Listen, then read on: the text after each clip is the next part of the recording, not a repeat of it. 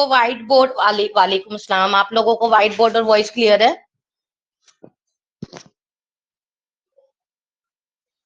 आप लोगों को white board and voice clear है?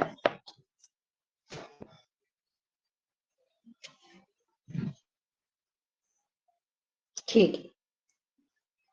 तो जैसा कि कल हमने क्या पढ़ा था, हेरिडिटी एंड एनवायरनमेंट के प्रभाव पढ़े थे। हेरिडिटी मतलब वंशानुक्रम और एनवायरनमेंट वातावरण के प्रभाव विकास पर कैसे पड़ते हैं।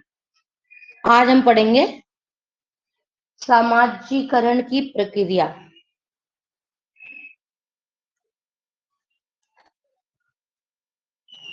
समाजीकरण की प्रक्रिया, ठीक है, यानी सोशलाइजेशन प्रोसेस पढ़ेंगे आज हम। समाजीकरण की प्रक्रिया क्या कहती है? समाजीकरण प्रक्रिया का अर्थ उस प्रक्रिया से यानी उस प्रोसेस से है जिसके द्वारा व्यक्ति अन्य व्यक्तियों से अंतःक्रिया करता हुआ सामाजिक आदतों, विश्वासों, रीति रिवाजों तथा परंपराओं एवं अभिवृत्तियों को सीखता है। यानी समाजीकरण आप कैसे करते हैं? आप एक व्यक्ति से दूसरा व्यक्ति, उसके अच्छे अभाव प्रभाव, ठीक है, और उसके रीति रिवाज, उसके परंपरागत, अगर हमें कहीं पर किसी और कास्ट या किसी और रिलीजन का आपको उनका बारे में, उनके कल्चर के बारे में जाना, उनके बिहेवियर कैसे हैं और उनका मतलब जो भी है रीति रिवाज उनके क्या हैं, तो आप उनसे कांटेक्ट करेंगे। दैट मीन्स आप उनमें से किसी व्यक्ति को पकड़ेंगे जो आपको उस बारे में जानकारी देगा, ठीक है, कि ऐसा ऐसा होता है, ये प्रोसेस होता है। तो दिस इज कॉल्ड अ समाजीकरण। बेसिकली आप एक दूसरे से बातचीत करके उनके धर्म, उनके जाति, उनके रीति रिवाज, उनके आसपास के लोगों के बारे में या उनके कल्चर में जो होता होगा उसके बारे में जानने में इंटरेस्टेड होते हैं, ठीक है। तो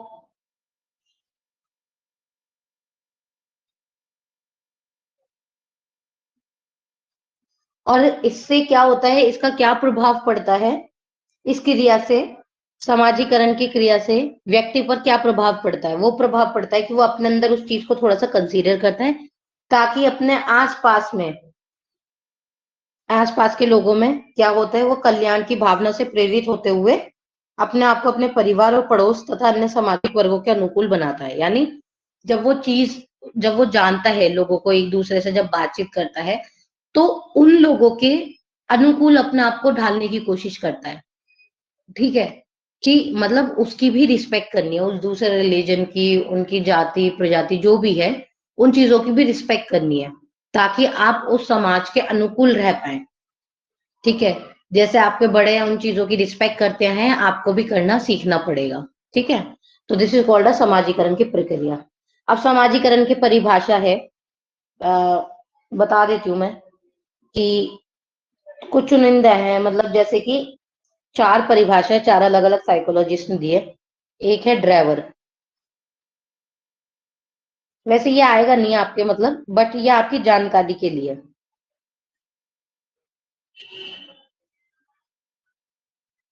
दूसरा ने दिया, ड्राइवर क्या कहते हैं? ड्राइवर कहते हैं यह वह प्रक्रिया है जिसके द्वारा व्यक्ति अपने सामाजिक वातावरण से समायोजन करता है और सामाजिक मान्यता प्राप्त करके वह समाज का मान्य सहयोगी तथा कुशल सदस्य बनता है।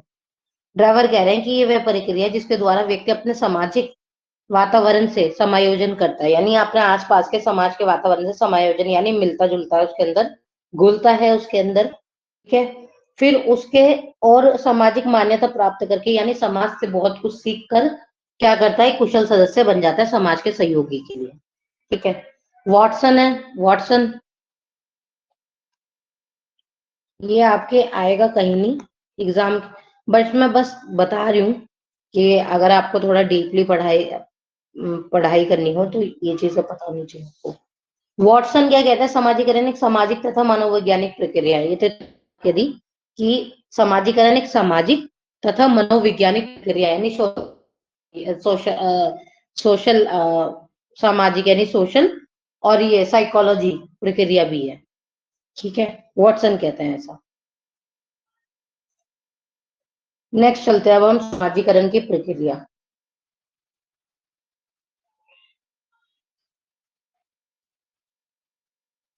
अब समाजीकरण की प्रक्रिया बालक के लिए कैसी होती है?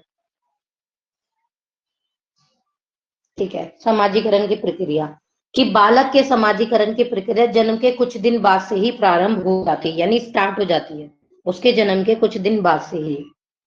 ठीक है, बालक के समाजीकरण की प्रक्रिया परिवार से प्रारंभ होती है। जब बच्चा छोटा होता है, जब पैदा होता है, उसके कुछ कुछ सालों तक वो सिर्फ अपने परिवार में ही रहता है। ठीक है, परिवार के सदस्य के रूप में बालक परिवार के अन्य सदस्य अंत्य क्रियात्मक करता है और उनके व्यवहारों का अनुकरण करता है। अनुकरण यानी नकल उतारता है। बच्चा किससे सीखता है? याद रखना, जो छोटा बच्चा होता है, जो शिशु होता है, मैंने आपको बताया था जब शिशु का टॉपिक पढ़ाया था, शिशु अवस्था, तो शिशु किससे सीखता है? शिशु सीखता है नकल करके, अनुकरण करके। ठीक है, हिंदी में अनुकरण बोलते हैं नकल को। ठीक है, याद रखेगा ये, पैडागोजी में जो है अनुकरण बोला जाता है। तो बच्चा नकल करके सीखता है। आप जैसा उसके सामने बिहेवियर करेंगे, जैसा आप सोशलाइजेशन करेंगे, जैसे कि बच्चा सब नोटिस कर रहा है आपके घर में मेहमान आ रहे हैं, तो ये भी तो एक तरीके का सोशलाइजेशन है। अब मेहमान चाहे आपके रिश्तेदार हो, चाहे कोई भी हो, यहाँ पे किसी धर्म जाति की बात नहीं हो रही, यहाँ पे एक व्यक्ति से दूसरे व्यक्ति की बात हो रही है। तो बच्चों का जो सोशलाइजेशन है वो उनके जन्म के कुछ कुछ दिनों या कुछ दिनों बाद ही स्टार्ट हो जाता है। क्यों? क्योंकि बच्चा पैदा होता है, बहुत सारे लोग मिलने आते हैं, बच्चा देखता है ऐसे ऐसे ऐसे ऐसे, सुन रहा भी होता है। ठीक है, नहीं समझ आता, नहीं कुछ समझ आता कुछ भी। ठीक है, बड़े बच्चा देखता तो है, देखते देखते देखते बच्चे को तो समझ तब भी बड़ा हो जाता थोड़ा सा, तब भी कुछ नहीं आता। बस वो देखता है, वो देख कर समझ रहा है चीज को, जो देख रहा है वो ही उसके दिमाग में जा रहा है। ठीक है, अब बढ़ेंगे हम बालक के समाजीकरण करने वाले कारक कि बालक का समाजीकरण करने वाले कारक कौन कौन से हैं।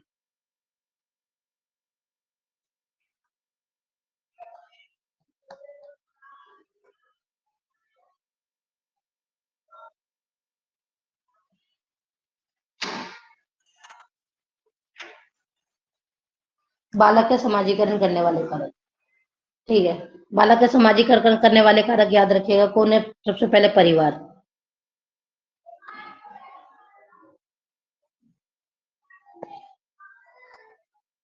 फिर है आपका आयु समूह।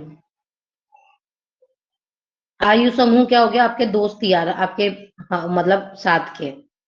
ठीक है, जो आपके आयु के होते हैं, आपकी उम्र के होते हैं। फिर है आपका पड़ोस।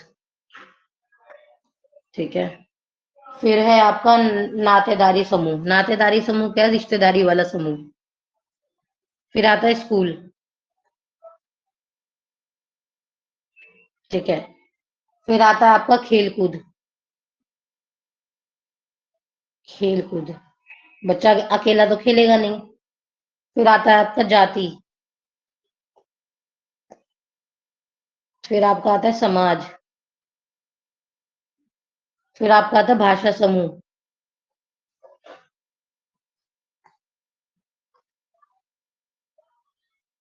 फिर धार्मिक धार्मिक संस्थाएं।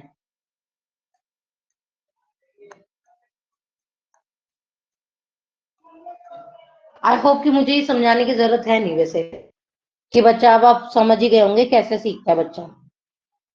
परिवार से पैदा होते ही सीखना शुरू होता है। आसपास बच्चा जब घर से बाहर थोड़ा सा निकलने लग जाता है तो पड़ोस वाले, अरे बेटा तुम कैसे हो, अच्छा ये आपका पोता है, अच्छा ये आपकी पोती है, हाँ हाँ हाँ, ऐसे करके बच्चा उनकी भी हरकतें देखता है। ठीक है, फिर समूह, जो उनके साथ के बच्चे छोटे बच्चे, अरे तुम्हारे दोस्ती कर लो इस गुड़िया से, इस बेटे बच्चे से। फिर स्कूल जाना शुरू करता है बच्चा, तो स्कूल के बच्चों से सीखता है, आसपास के। खेल कूद में भी सीखता है वो। जाति, जाति से कैसे सीखता है? कि तुम हिंदू हो, तुम मुस्लिम हो, ये भी चीजें आ जाती हैं। ठीक है, फिर समाज, हमारा समाज में भी बच्चा कुछ ना कुछ थोड़ा बहुत सीखता है, चाहे थोड़ा बहुत ही इन्वॉल्वमेंट उसका क्यों ना हो, बट वो सीखता है। फिर आता है आपका भाषा समूह। अभी देखो, मुस्लिम के घर में क्या होता है, थोड़ा हम बच्चे को कलमा भी पढ़ाते हैं, थोड़ा चीजें, थोड़ी थोड़ी चीजें याद करवाते हैं। ठीक है, नबी का नाम याद करवाते हैं, नमाज, ठीक है, अजान के अल्फाज, ठीक है, तो वहां से भी थोड़ा बच्चा सीखता है भाषा समूह। और फिर धार्मिक संस्थाएं, हम बचपन से हर धर्म के लोग क्या करते हैं, बचपन से ही बच्चे को ये बता दिया जाता है कि ऐसे ऐसे करना है। कोई आएगा, बेटा अस्सलाम वालेकुम करना है, ठीक है। और दूसरे नॉन मुस्लिम के धर्मों की नमस्ते करना है, हेलो करना है। तो ये चीजें बच्चे इस तरीके से सीखते हैं। क्लियर है इतना? क्लियर है आपको इतना?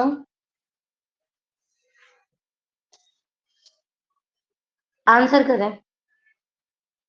ओके, ठीक है। तो नेक्स्ट इज,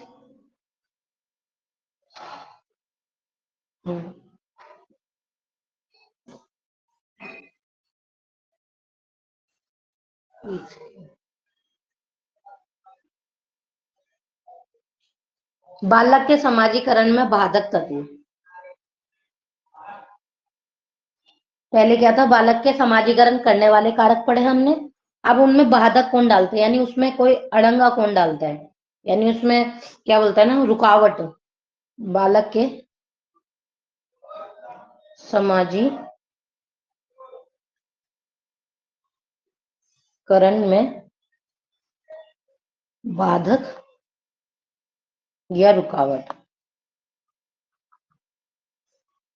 तत्व। क्लियर है?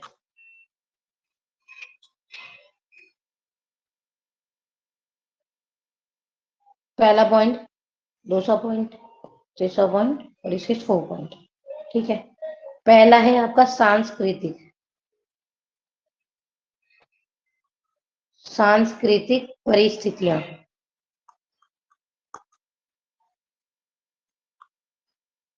परिस्थितियां बाल्यकालीन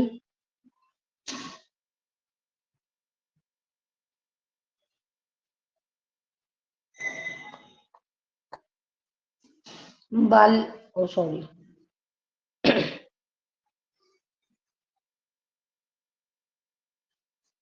बाल्यकालीन परिस्थितियां, ठीक है। तात्कालिक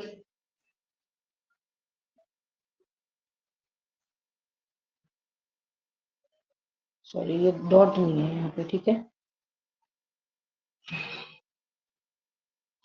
परिस्थितियां से और अन्य परिस्थितियां, अन्य में सारे आ गया दर्शन, ठीक है। अब सांस्कृतिक परिस्थितियां कैसे प्रभावित करती हैं बच्चे के समाजीकरण ना होने में? जैसे कि सांस्कृतिक परिस्थितियों में क्या रहता है, जाति धर्म वर्ग आदि से संबंध, पूर्व धारणाएं आदि। अब क्या है, जो लोग मतलब ये जाति धर्म और ये वर्ग कहते हैं ना, कि जैसे कि मतलब मुस्लिम्स का तो होना आज की डेट में बस ये कह दिया गया है कि टेररिज्म है, टेररिस्ट है ये तो। जहां मुस्लिम शब्द सुना नहीं, वो ये कहने लग जाते कि ये टेररिस्ट है। अरे भाई तुम क्या, पहली बात तो कोई दीन धर्म होता नहीं टेररिज्म का, क्योंकि हमारे दिन में तो सिर्फ प्यार मोहब्बत की बात हुई है, ठीक है। तो जिन्होंने नहीं पढ़ा, नहीं जानते, गवार हैं, कुछ भी अपनी अनाप शनाप बोल देते हैं, ठीक है। तो कोई उनका कुछ तो है नहीं, बट तो बच्चों के अंदर भी ये परिस्थितियां आती हैं जो उसके समाजीकरण का बाधक बनती हैं। कि छोटे बच्चों को क्या कहा जाता है, और हर छोटे बच्चों के होते हैं कि अपने अपने जाति में रहना है, अपने अपने वर्ग में रहना है, नहीं उस जाति में नहीं जाना है, ठीक है। ये सिखाया जा रहा है आजकल बच्चों को। और बाल्यकालीन परिस्थितियां क्या होती हैं, इसमें होता है माता पिता का प्यार ना मिलना, माता पिता में सदैव कलह, विधवा माँ, पक्षपात, एकाकीपन एंड अनुचित दंड। याद रखना बाल्यकालीन इसका, कि बच्चे के क्या दिक्कत हो रही है, क्यों बच्चे का समाजीकरण नहीं हो रहा, किस लिए? माता पिता में प्यार ना होना, हर वक्त माता पिता का कलेश करना, लड़ाई करना, विधवा माँ यानी एक सिंगल मदर है, तो बच्चे का मतलब माँ तो माँ होती है, फादर की भी जरूरत होती है, ठीक है। पक्षपात, एकाकीपन, अनुचित दंड आदि। तो और बच्चों को क्या करना है, मारना पीटना बिना मतलब के, ठीक है। तो वो चीजें भी आपको समाजीकरण में हिस्सा नहीं हो पाती है। तात्कालिक में क्या आता है, जैसे निराशा, तात्कालिक में आता है आपका जैसे निराशा, अपमान, अभ्यास, अनियमितता, कठोरता, परिहास, भाई बहन मित्र पड़ोसी आदि की ईर्ष्या। अब इसमें आता है तात्कालिक में, इसमें आती है जलन।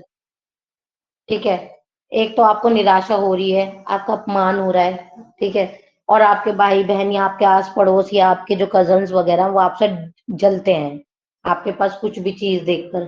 ठीक है, जलन के मारे तो कहीं ना कहीं वो भाव जो होता है ना, हसद, वो ना नेगेटिविटी फैला देता है बहुत ज्यादा।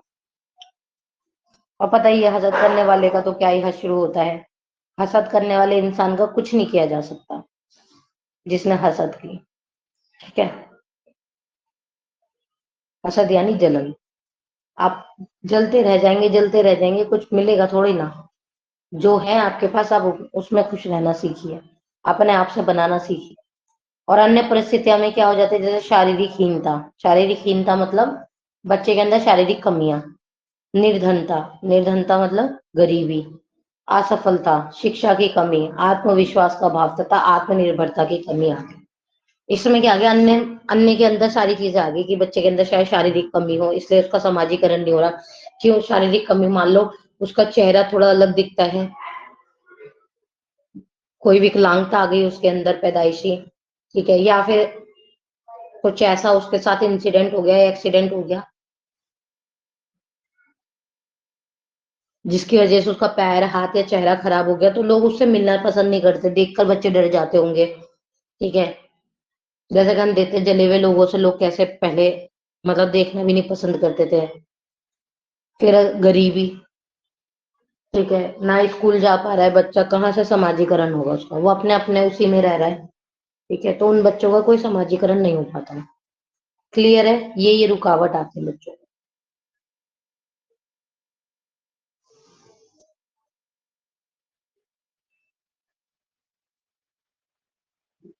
क्लियर है।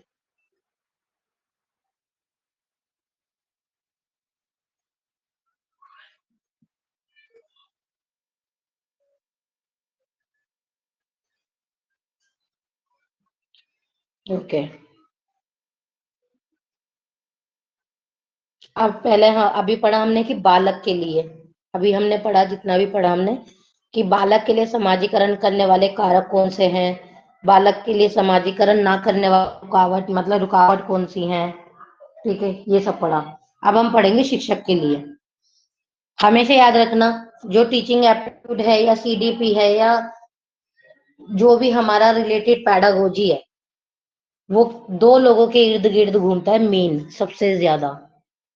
एक होता है बच्चा और एक होता है टीचर। टीचर, बच्चा तो सिर्फ बच्चा होता है, एक होता है जर्नल और एक एक नॉर्मल बच्चा होता है, और एक वो जो डिसेबल होता है, डिसेबिलिटी होती है। दो प्रकार के बच्चे होते हैं। और जो टीचर होता है, टीचर उसमें आते हैं आपके दो प्रकार के, नहीं सॉरी तीन प्रकार के टीचर आते हैं। एक तो स्कूल वाला टीचर, फिर आपके टीचर कौन होते हैं, आपका आसपास का वातावरण आपका शिक्षक हो जाता है, आप सीखते हैं ना, और आपके पेरेंट्स। तो यहाँ पे आपके तीन प्रकार के टीचर्स होते हैं, दो प्रकार के स्टूडेंट होते हैं।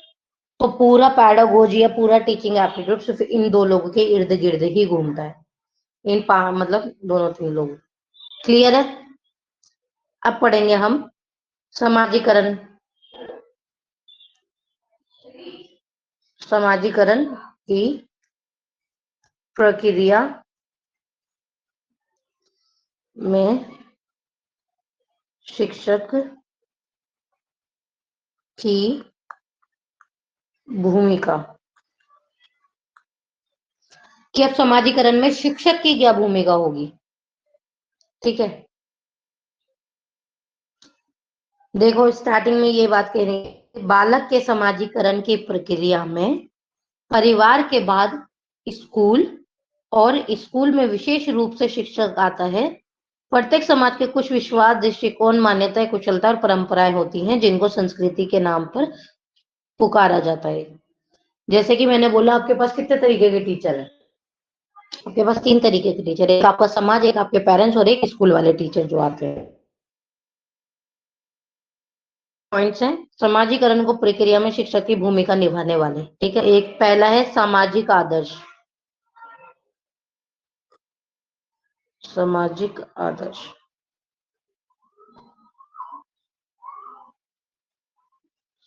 सेकंड इज स्वस्थ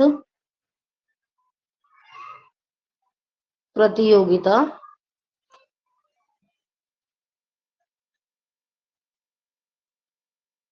की भावना। मैं पहले लिखवा देती हूँ पॉइंट्स, नोट कर लीजिएगा आप। थर्ड इज अभिभावक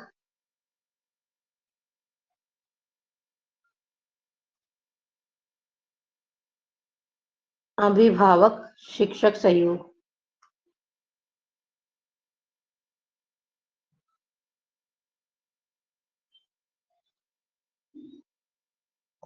फोर्थ इज स्कूल की परंपराएं।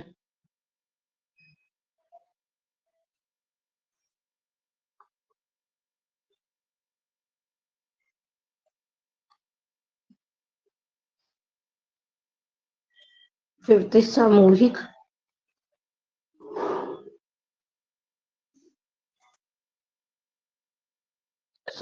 कार्य को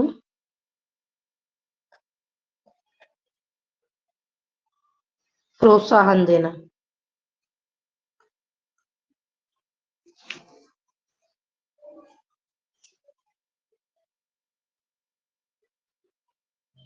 ठीक है, तो फर्स्ट पॉइंट क्लियर करती हूँ मैं कि सामाजिक आदर्श कैसे हो जाएंगे। सामाजिक आदर्श कैसे होंगे?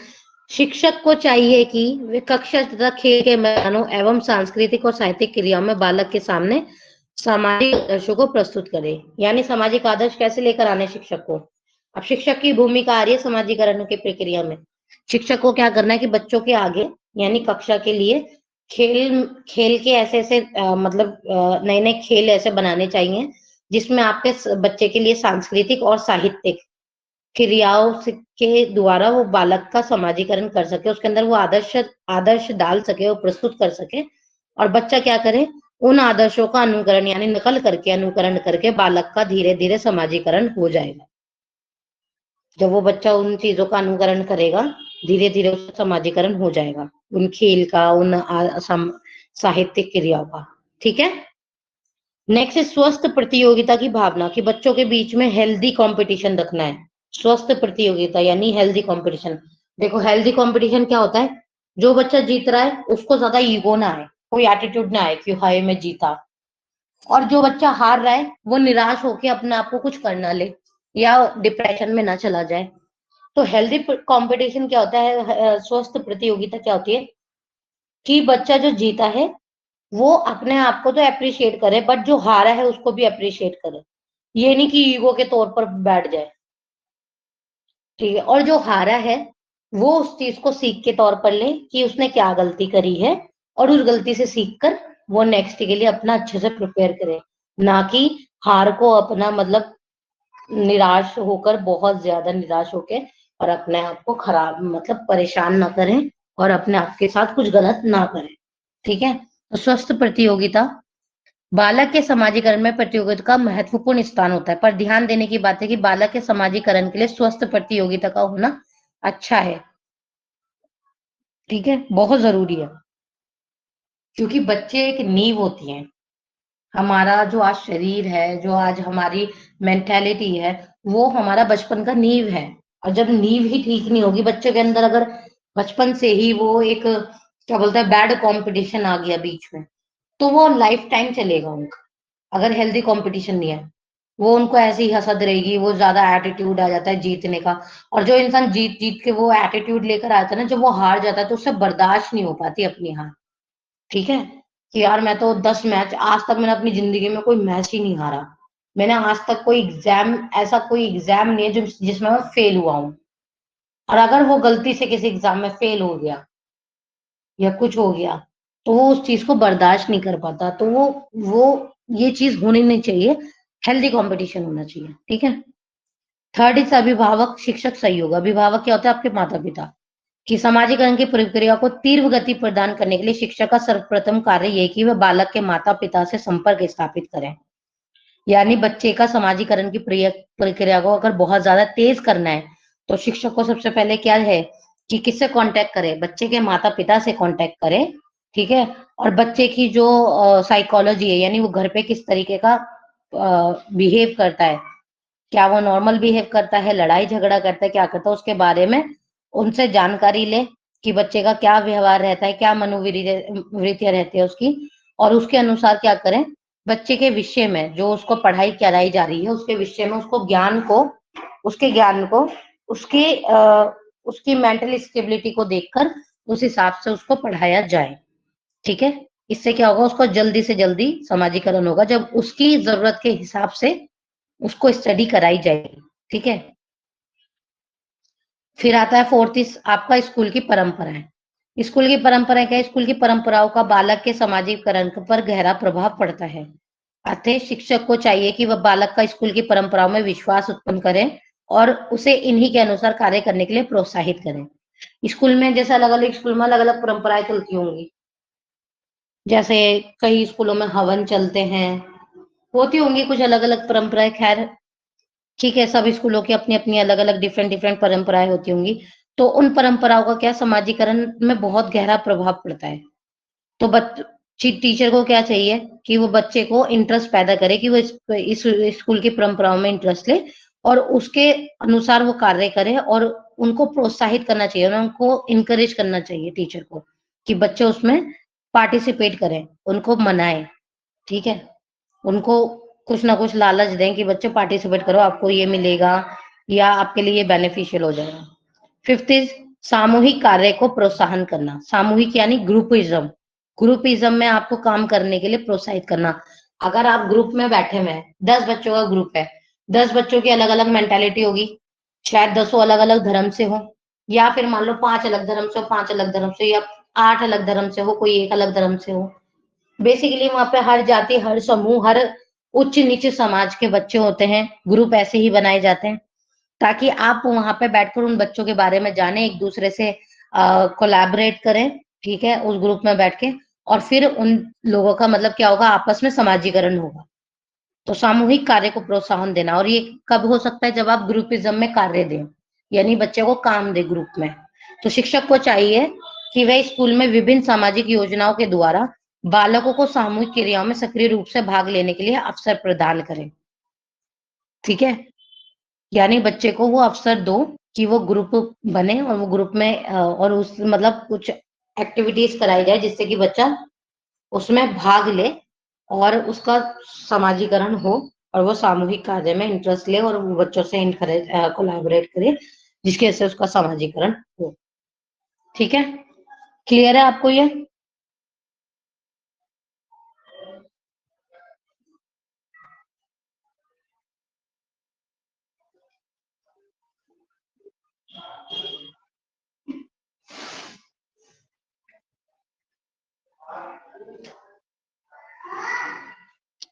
हाँ, एक मिनट।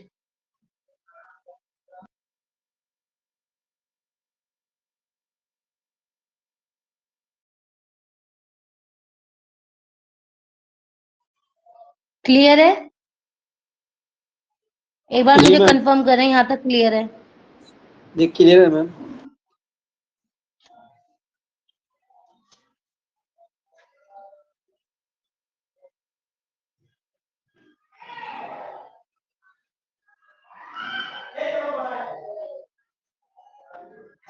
आप आंसर थोड़ा जल्दी किया कीजिए मुझे।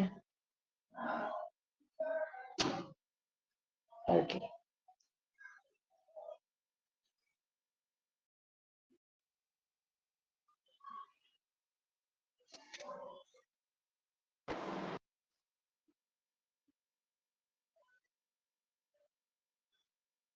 नेक्स्ट टॉपिक है,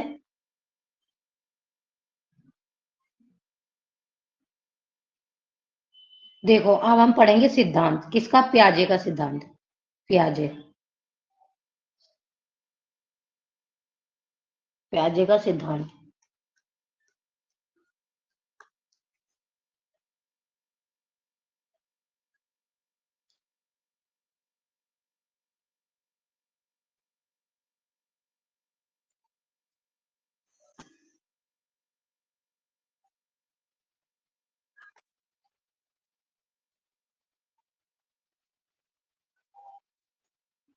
पियाजे ये बहुत बड़े साइकोलॉजिस्ट हैं। ठीक है, और आपके एग्जाम के लिहाज से 3 बहुत इंपॉर्टेंट, एक पियाजे का सिद्धांत, एक कोलबर्ग का सिद्धांत और एक वाइगोत्स्की का सिद्धांत। ठीक है, पियाजे जो बात करते हैं वो बात करते हैं मानसिक विकास की बच्चे की, कि बच्चे का दिमाग किस तरीके से आ, काम करता है, क्या करता है, उसकी ग्रोथ के बारे में बात करते हैं। ठीक है, ये थोड़ा बड़ा टॉपिक है। चलो मैं आज आपको जीन पियाजे क्लियर कर देती हूँ शॉर्ट फॉर्म में। इनका पूरा नाम है जीन पियाजे। जीन पियाजे, ठीक है। जीन पियाजे का मानसिक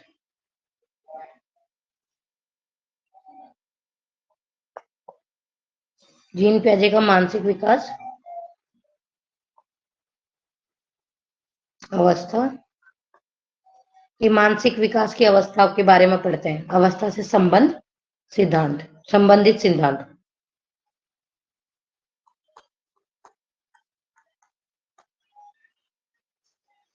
कि बच्चे के मतलब शुरू से 0 से लेके 2 वर्ष तक बच्चे का क्या रहता है। ठीक है, और उसके बाद बच्चे का क्या क्या, मतलब फिर मानसिक का क्या विकास होता है उसके आगे का, हम वो सब पढ़ेंगे। ठीक है, तो पहला होता है इसका, फर्स्ट पॉइंट है इसकी 4 स्टेज है। पहली स्टेज है इंद्रिय गामक आग्रहण की अवस्था, यानी स्टेट ऑफ सेंसरी। इंग्लिश में बोलते हैं स्टेट ऑफ सेंसरी, हिंदी में है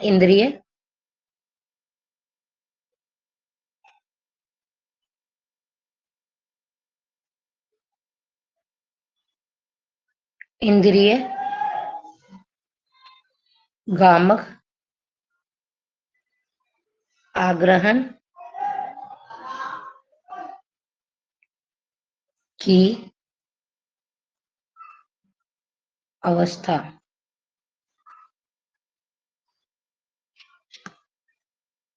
अवस्था कब से लेके 0 से 2 वर्ष तक। अब इसमें क्या कहते हैं जीन पियाजे, इसमें कहते हैं ये अवस्था शिशु की उल्टी सीधी हरकतों से आरंभ होती है। ये है अवस्था शिशु की, बच्चे की उल्टी सीधी हरकतों से आरंभ होती है और फिर बच्चा अभ्यास एवं संयोजन यानी सेंसरी मोटर ऑर्गन द्वारा इस अवस्था तक आता है। 2 वर्ष की समाप्ति तक जब बच्चा विभिन्न वस्तुओं के बीच में संयोजन करना सीख लेता है तो आरंभिक प्रत्यय का विकास होता है। सेंसरी मोटर ऑर्गन का क्या याद है, याद रखना है। इसके अंदर बच्चा क्या करता है, बड़ी बड़ी चीजों को पकड़ने लग जाता है, जैसे कि ऐसे करके कोई चीज उसको दो वो पकड़ लेता है, पर बड़ी होनी चाहिए, छोटी चीज पे उसका नहीं जाता ध्यान। ठीक है, आपको हाथ पकड़ लेगा जोर से। ठीक है, यानी अपनी बड़ी बड़ी पेशियों का इस्तेमाल करता है। ठीक है, जैसे हाथ का, पूरा हाथ का इस्तेमाल करेगा बच्चा। जब देखो खेलता है तो हाथ फैलाता नहीं इधर उधर। ठीक है, तो यहाँ पे क्या आता है, स्टेज ऑफ सेंसरी। तो ये 0 से 2 साल तक होती है, यानी बच्चा क्या करता है, बच्चा उल्टी सीधी हरकतों से आरंभ करता है और फिर थोड़ा जब बड़ा होता है चीजों का अभ्यास करते करते संयोजन करके और वो सीखता है। दूसरी इनकी अवस्था है state of symbolic and pre conceived, यानी सांकेतिक एवं पूर्व प्रत्ययी विचारों की अवस्था।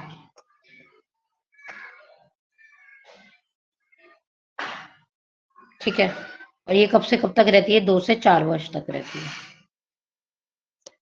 ठीक है, इसके अंदर क्या होता है कि इस अवस्था में बच्चे के मस्तिष्क में विचार आने लगते हैं और चौथे वर्ष के अंत तक वह संकेतों का प्रयोग करने लगता है। यानी सांकेतिक के अंदर क्या गया, बच्चे के अब क्या आ रहे हैं, दिमाग में विचार आने लग रहे हैं। अब बच्चा अपनी बात रखने लगा है, बोलना तो शुरू कर देता है।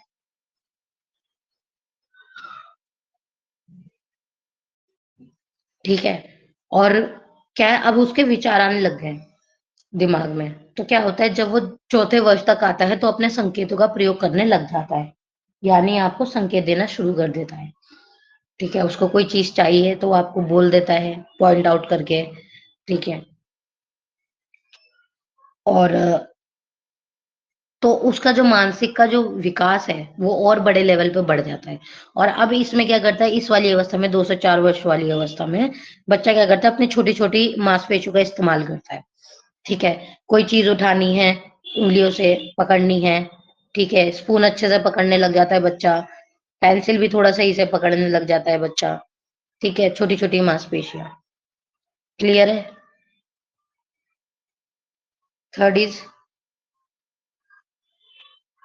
सेल्फ जेनरेटेड थॉट्स, यानी स्वजनित स्वजनित यानी स्वजनित सेल्फ जनरेटेड विचारों की अवस्था, यानी थॉट, विचारों की अवस्था।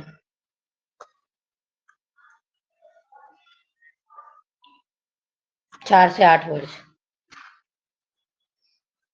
ठीक है, इसमें क्या है, सेल्फ जनरेटेड। अब बच्चा क्या कर रहा है, खुद ही जनरेट कर रहा है, क्या कर रहा है, अपने स्वजनित विचार। ठीक है, इस अवधि में बालक विभिन्न संकल्पनाओं को विभिन्न परिस्थितियों में प्रयोग कर सकता है, अर्थात तो उसके अंदर सामान्यकरण की क्षमता आ जाती है। यानी बच्चा अब क्या कर रहा है, कल्पना भी कर रहा है, खुद के जनरेट कर रहा है विचार, खुद के, कि ये क्यों है, ये किस प्रकार है। बच्चे क्वेश्चन पूछते हैं ना, किस लिए है, अब वो खुद से जनरेट कर रहा है विचार अपने दिमाग में।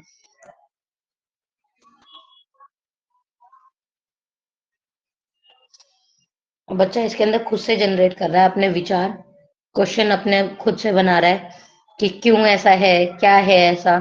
ठीक है, क्यों उसको मना किया जा रहा है, जब कोई बच्चा कुछ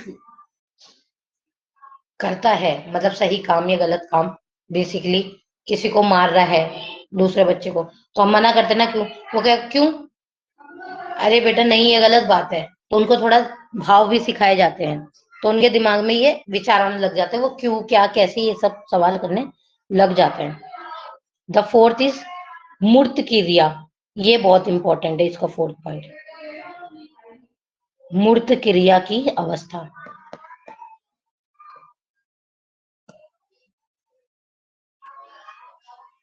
ये होती है 8 से 12 वर्ष।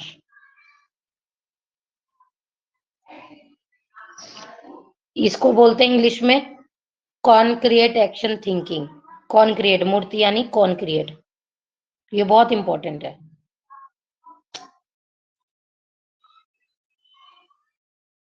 क्यों हो गया ऐसे,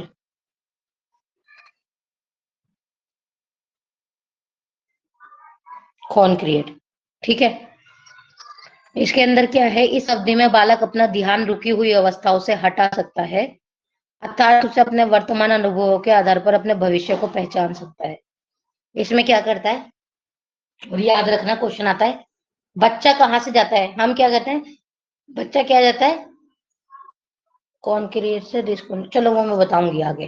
खैर, मूर्त क्रिया में क्या था, इस अवधि में बालक अपना ध्यान रुकी हुई अवस्था से हटा सकता है, यानी जो चीजें रुकी हुई हैं उन चीजों से हटा के वो अपने बारे में मतलब आगे सोच सकता है, क्योंकि ये अवस्था बढ़ चुकी है, बच्चे टीनेज में लग रहे हैं, अवस्था में हटा सकता था, तब वह अपने वर्तमान अनुभवों के आधार पर अपने भविष्य को पहचान सकता है। यानी जो उसके वर्तमान के अनुभव रहे, जब भी उसने सोचना समझना शुरू करा, उसके जब से लेकर अब तक के जो अनुभव, यानी जो उसके एक्सपीरियंसेस रहे हैं, उसके हिसाब से वो आगे क्या करेगा, आगे अपना विकास करेगा। बच्चा हम किस चीजों से सीखता है, अपने अनुभवों से तो सीखते हैं, तो बच्चा भी अपने अनुभवों से सीखता है। अगर बच्चे को पता है कि मैं ये चीज से गिर जाता हूँ, मुझे ये चीज दिक्कत देती है, या मुझे ये चीज खुशी देती है, तो वो काम वैसे ही करता है। जो चीज उसको दुख देती है वो छोड़ने की कोशिश करता है, और जो चीज खुशी देती है उसे और ज्यादा करने की कोशिश करता है। ठीक है, तो ये 4 अवस्थाएं थी प्याजे की। कल हम पढ़ेंगे लॉरेंस कोलबर्ग का नैतिक सिद्धांत और वाइगोस्की का सामाजिक विकास। क्योंकि लॉरेंस कोलबर्ग कहते हैं कि बच्चे के अंदर नैतिक आनी चाहिए, नैतिकता आनी चाहिए। ठीक है, बच्चों के अंदर नैतिकता रहनी चाहिए, उसका विकास तब होता है अच्छे से। कोलबर्ग कहते हैं बच्चे का मानसिक विकास, याद रखिएगा क्या है इनका, कोलबर्ग कहते हैं इनका बच्चे का मानसिक विकास, लॉरेंस कोल्ब वो सॉरी जीन पियाजे कहते हैं बच्चे का मानसिक विकास, लॉरेंस कोलबर्ग कहते हैं नैतिक विकास। बच्चे को वैल्यू सिखाओ। और जो लेव वाइगोस्की हैं वो कहते हैं कि सामाजिक विकास, बच्चे का सामाजिक विकास बहुत जरूरी है, सामाजिक विकास से बच्चे का विकास हो।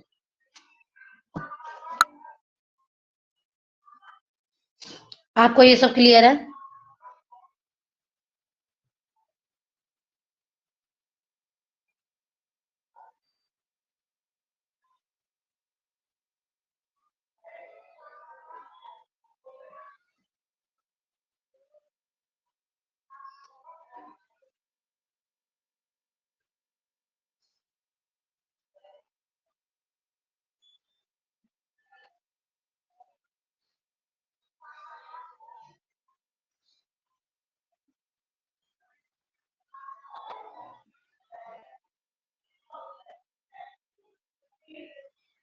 कोई क्वेश्चन है, कोई क्वेश्चन पुट करना है? Is anything?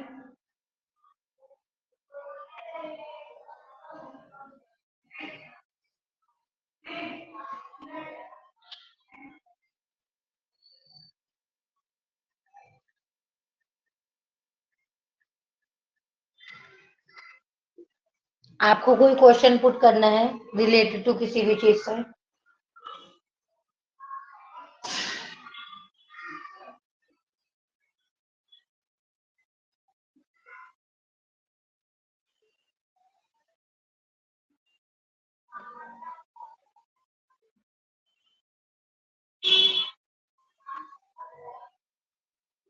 ठीक है, तो फिर कल करते हैं क्लास।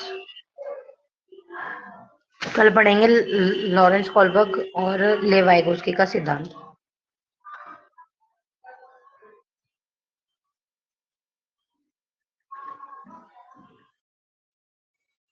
ओके।